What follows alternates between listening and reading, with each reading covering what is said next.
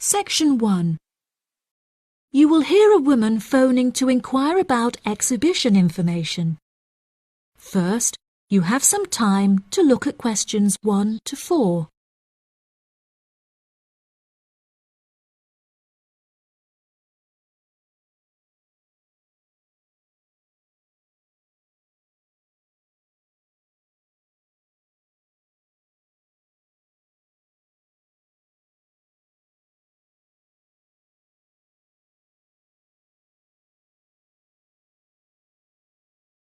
You will see that there is an example that has been done for you. On this occasion only, the conversation relating to this will be played first. Good morning. You're through to the events coordinator at the Birmingham City Council. How may I help you? Hello there. My husband and I are interested in purchasing tickets to the automobile exhibition, but I couldn't find many details about it on your website, and I was wondering whether you could provide me with some more information. Does it open in June? The purpose of calling is to purchase tickets, so purchasing has been written in the space. Now we shall begin. You should answer the questions as you listen, because you will not hear the recording a second time.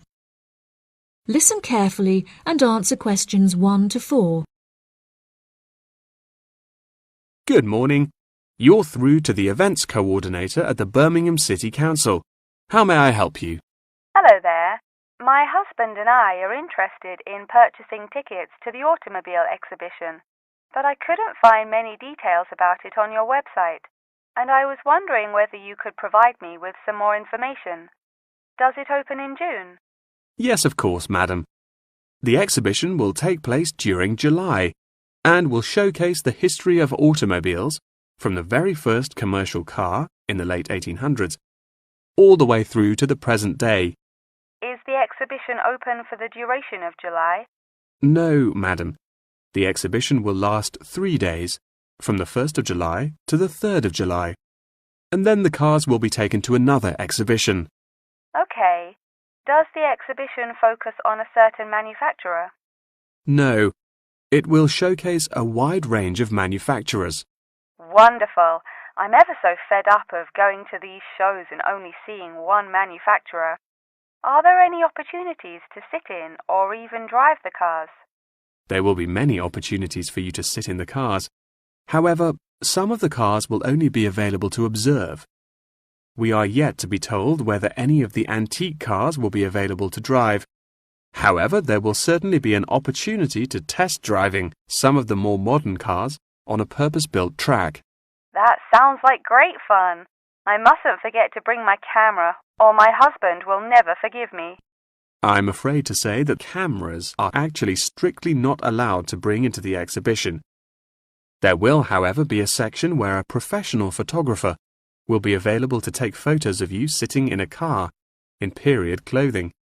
Well, that sounds like it could be fun, but I assume the photos won't be free. On the contrary, one free photograph is included within every ticket, but each photo after this will cost £5.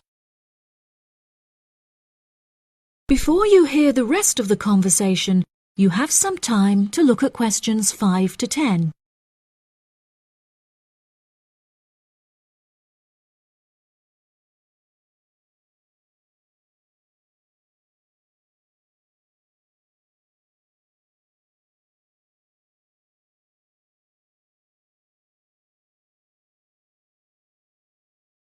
Now listen and answer questions 5 to 10. That's a nice surprise. Not many things are free anymore. I've been asking around about the ticket prices, but I haven't yet had a definite answer. Is it correct that the tickets are £100, whether you buy them now or on arrival? I'm afraid not. If you buy the ticket in advance, the price is £110, but it's £165 on the door. Oh, goodness. I suppose I'd best pay for them now then. Is it possible to buy tickets from you now over the phone? Yes, of course, madam. I'll transfer you to the box office manager, Mark Edgeworth. That's EDGEWORTH,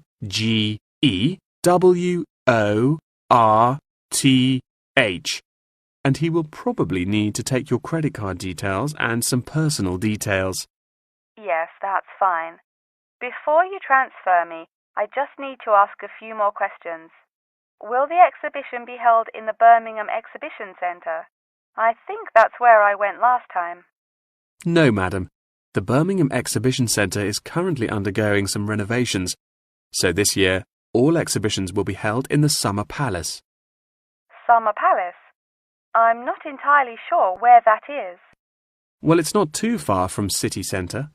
Once you're in the centre, you should be able to find signs for the palace. If not, most people in Birmingham will be able to direct you. Neither my husband nor I am particularly good with directions. Is there anywhere I can find this information on the internet? Our website will give you an address. Perhaps you could visit www.directions.com for more detailed information, and they should be able to provide you with step-by-step instructions. Okay. And is this the best way to contact you, by phone? I think the most convenient way to contact us is inquiring online, which is much simpler than having to dial various different numbers to reach the right person. Unless you have any more questions, I'll transfer you now. No, that's great. Thank you for your help. That is the end of section 1. You now have half a minute to check your answers. Section 2. You will hear part of a talk given by a member of staff at a hospital. First, you have some time to look at questions 11 to 15.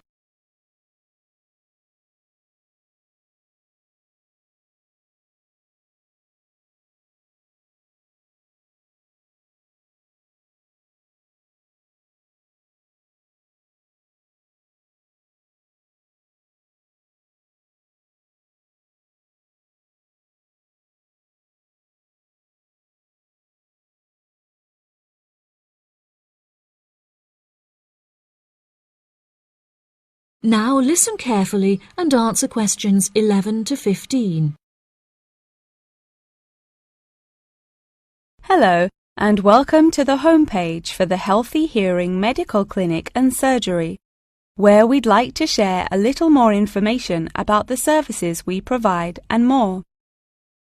Our hospital is one of the leading specialised hospitals in the United Kingdom, attracting the very best healthcare professionals from around the globe.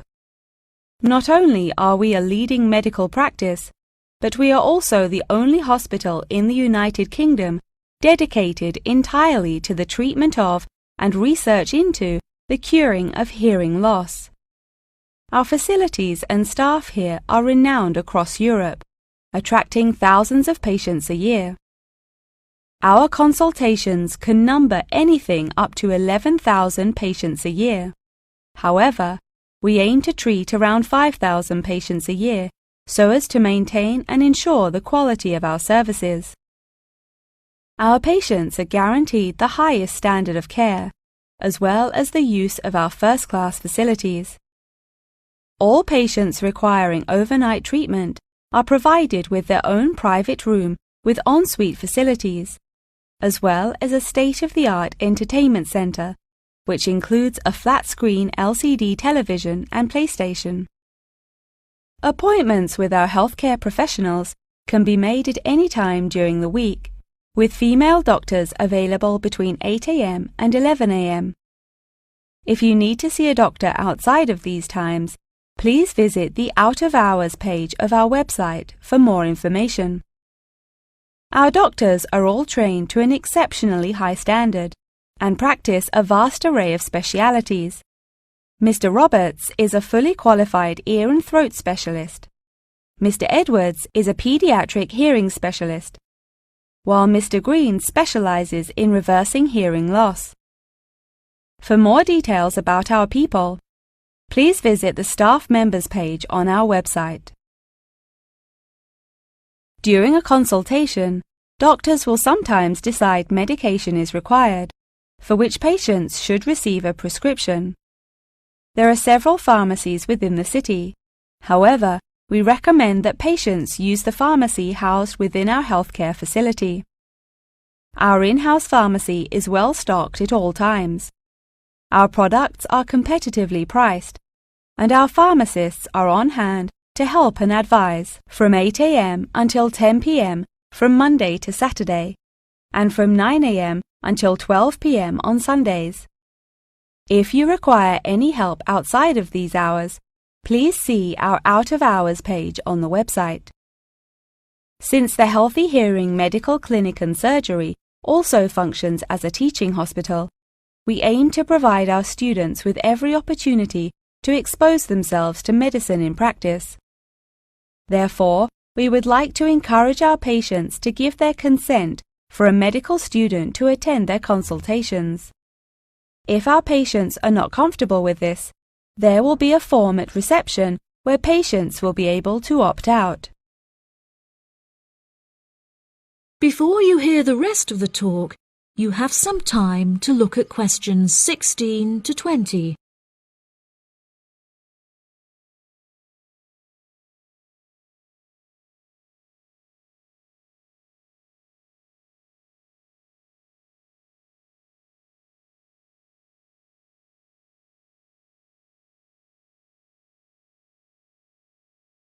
Now listen and answer questions 16 to 20. Now, please look at the map I've given you of the Healthy Hearing Medical Clinic and Surgery. For those not familiar with our practice, reception can be found through the main door at the end of the corridor. If your consultation is booked with Mr. Green, you need to go through the main door and turn right by the nurse's desk, and his office is at the end of the corridor on your left-hand side. If you need to alter any of your personal details, please visit our secretary at the Office for Medical Records, which you will find next to the therapy room. If you're awaiting surgery, please first check in with reception before taking the first door on the right after you enter the clinic. Finally, in the event that you feel disappointed with any of the services we have provided, or have any further questions, please locate our manager's office, which can be found near the Office for Medical Records and between two closets. If you have any more questions about the Healthy Hearing Medical Clinic and Surgery, please do not hesitate to contact us on 01256 111 111. That is the end of section 2. You now have half a minute to check your answers. Section 3. You will hear Jim and Jane, two students, talking about their professor's lecture. First, you have some time to look at questions 21 to 25.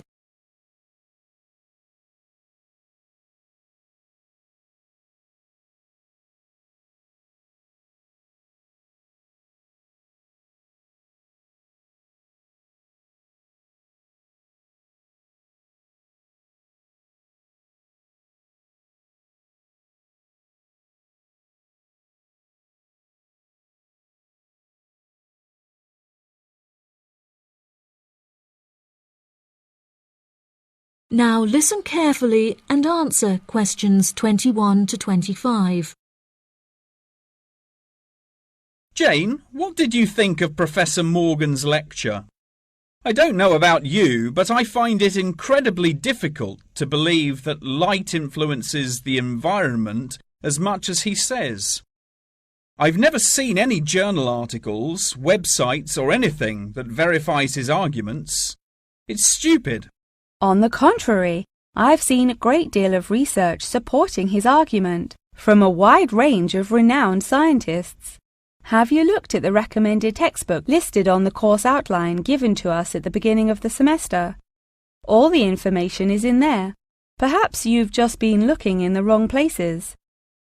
I never look at the course outlines. I have so many loose sheets of paper I tend to lose anything I'm given by the end of the day. What's the textbook they recommend?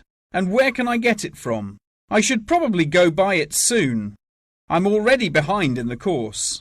Yeah, you definitely should buy it. And our grades are more important this year. It's called The Influence of Light on the Environment. You should be able to find it in the bookshop on campus.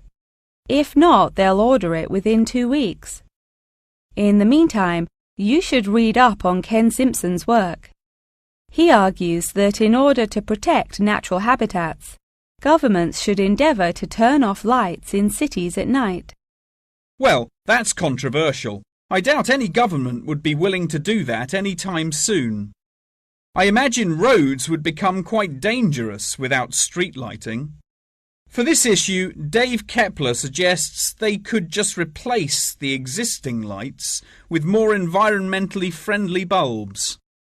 They could even install solar-powered lights. That way, roads will be more eco-friendly while maintaining safety. Although I guess they wouldn't be particularly effective in colder countries, especially during the winter. That's quite a good idea, actually. The price of solar power is supposed to be on par with electricity within the next few decades, and it was on the news this morning. I've also heard that, according to Sharon Gray, in countries with more sunlight, insect-eating animals tend to be smaller in size. Since there are fewer insects, and the remaining insects produced a smaller number of eggs. Yeah, I think I read somewhere that sunlight also has a negative effect on the quality of water, but I'm not sure I believe it. In many hot countries, particularly developing countries, there is a lot of water pollution caused by factories rather than sunlight. Nevertheless, Maria Jackson says that in direct sunlight, the surface of the water becomes more translucent. Therefore, it affects the amount of sunlight that aquatic insects can absorb. Not much research has been undertaken to prove Jackson's theory, but it seems to have been widely accepted anyway. I've never heard of that. I'll have to look it up on Google. The only other theory I've studied is Barbara Swallow's study on how declined insect population adversely affects the frog population. Not that I'm complaining. I hate insects, especially spiders. You have arachnophobia? I never would have guessed. Didn't your brother have a pet black widow spider? Yes, he did, and I hated it. It escaped from its cage once, and we never found it. I had nightmares for months. Before you hear the rest of the conversation, you have some time to look at questions 26 to 30.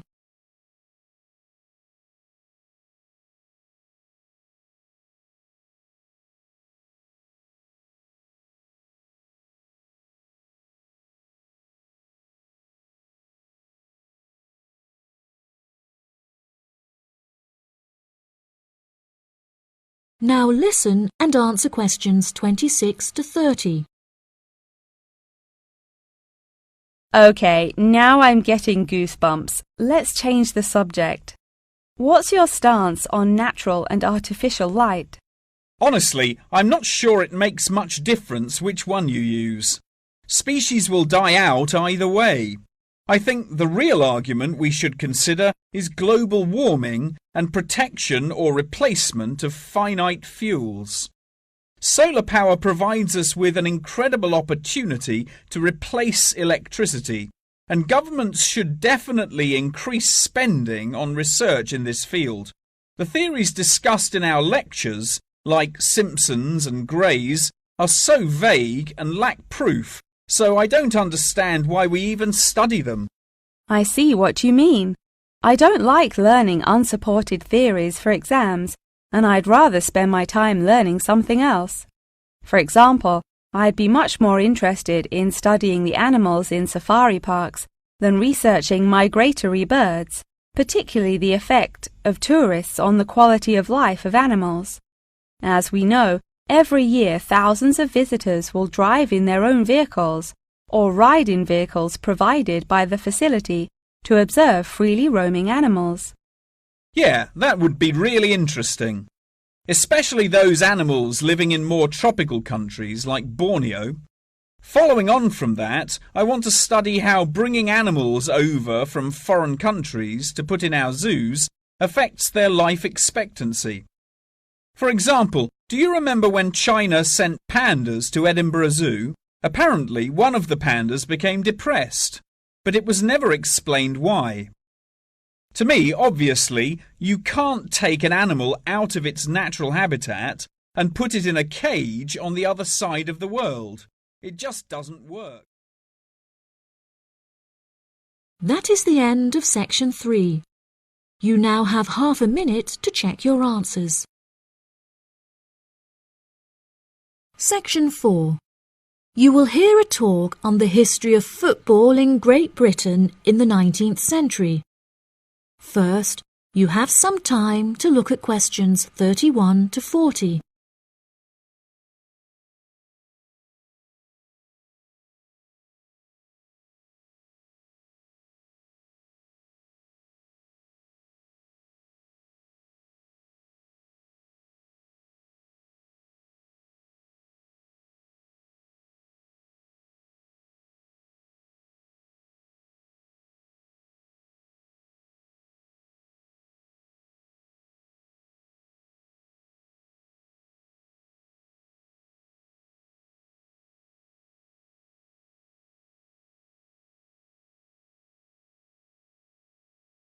Now listen carefully and answer questions 31 to 40. Great Britain is often hailed as the home of football, with talented players travelling from far and wide to play for teams in the English Premier League, one of the most popular football leagues on the planet. Today we are going to take a look back to the 19th century Great Britain, in an attempt to trace the evolution of the beautiful game, as it is now known. Prior to the 19th century, the game featured a wide variety of local and regional adaptations, which were later smartened up and made more uniform to create our modern-day sports of association football, rugby football, and Ireland's Gaelic football.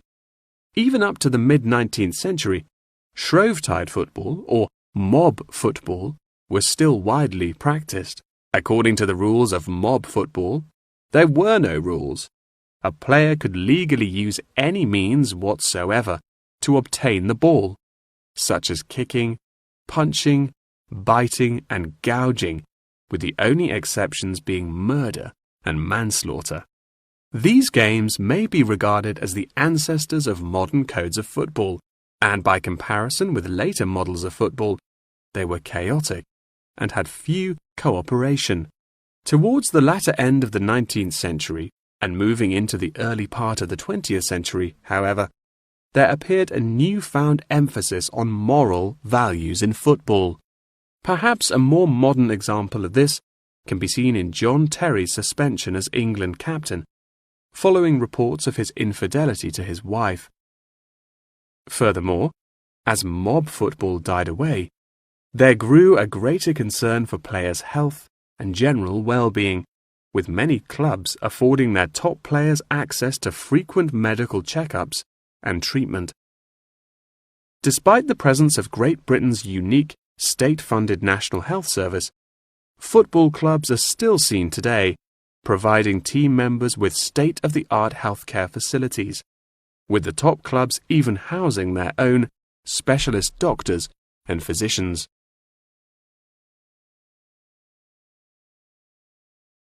Today, football is a key feature of school children's day-to-day education, particularly for boys.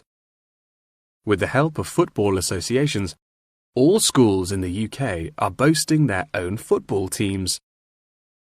This mainly comes as a result of pressure put on schools and the government by concerned parents, who felt that football education taught their children valuable lessons and indeed vital life skills, such as teamwork and a drive to succeed.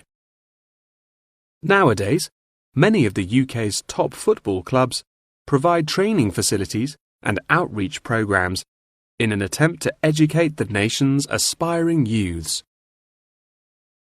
As I previously mentioned, it was only during the 19th century that football in its uniform concept truly began to emerge, with footballers previously playing according to their own versions of the rules. However, it was not until the early 20th century that different players actually began to play according to these standardized rules. Prior to the 19th century, football was played by all the major English public schools, including the likes of Eton College, Winchester College, and Harrow. In 1848, there was a meeting at Cambridge University in an attempt to lay down the laws of football. Present at the meeting were representatives of each of these major public schools, whom each brought a copy of the rules enforced by their own individual school's rules of football. The result of the meeting was what is now known as the Cambridge Rules, thereby uniting the rules from across the country into one simple document. However, the Cambridge Rules were not liked by all, and a new set of rules, Thring's Rules, compounded in the book The Simplest Game, became commonplace among dissenters. Across the country, improvements in infrastructure and public transport had a knock-on effect of dramatically increasing attendance to football games. Football quickly became a social event where spectators would meet friends, drink tea, and chat about the good old days. As football became more and more popular, it was decided that more money should be invested in maintaining the quality of pitches, amongst other things, and there was even talk of installing seating for spectators. However, the question of who was to foot the bill quickly became a divisive issue, with many believing that the government should fund football's development as a national sport. But in the end, the onus fell upon Britain's local and regional football clubs for the funding and development of the Football Association. They became responsible for the upkeep of football grounds, began to pay their best players a small salary, and organised competitions against other local and regional teams. And there began England's Football Association, or the FA, as we know it in its current form, the governing body of football in England.